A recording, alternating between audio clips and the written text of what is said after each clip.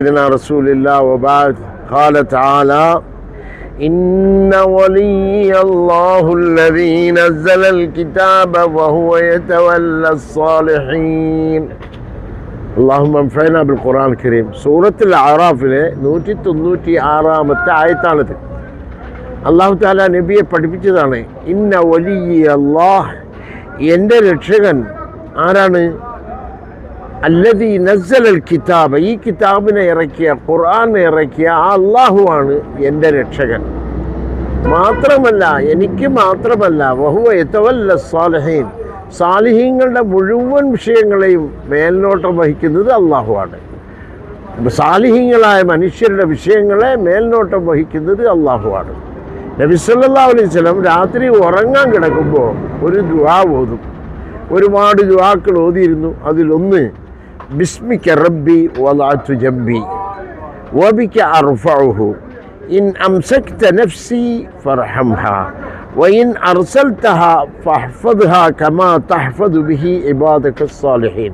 രാത്രി ഉറങ്ങാൻ കിടക്കുമ്പോൾ അല്ലാഹുവിൻ്റെ റസൂൽ പറയും, അല്ലാഹുവേ ബിസ്മിക റബ്ബി വദഅതു ജംബി, ഈ ശരീരത്തെ നിൻ്റെ നാമം പറഞ്ഞുകൊണ്ട് ഞാനിതാ കിടക്കയിലേക്ക് കിടക്കുകയാണ്, എൻ്റെ ശരീരത്തെ ഈ ബെഡിലേക്ക് ഇടുകയാണ്.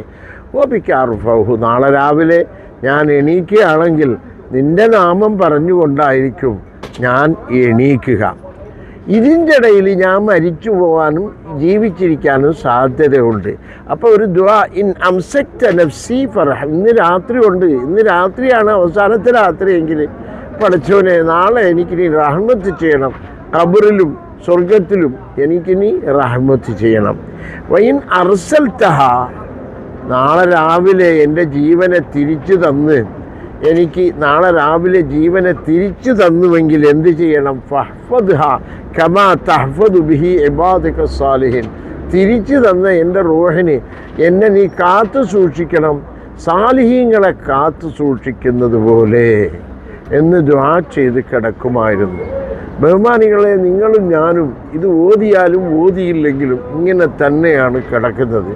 പക്ഷേ മോമിനീങ്ങളുടെ ഉമൂറുകളെ അള്ളാഹു മേൽനോട്ടം വഹിക്കുന്നു എന്നുള്ളതിൻ്റെ തെളിവ് സുബഹി നമസ്കാര ശേഷം മൻ സല്ല സലാത്ത സുബ്ഹി ഫഹുവ ഫീ ദിമ്മത്തില്ലാ, സുബഹി നമസ്കരിച്ചവൻ അള്ളാഹുവിൻ്റെ രക്ഷയിലാണ് എന്നുള്ള ആ വിഷയത്തിന് ഉത്തരം കിട്ടുമ്പോൾ ഈ ചോദ്യം സാക്ഷാത്കരിക്കപ്പെടുന്നു.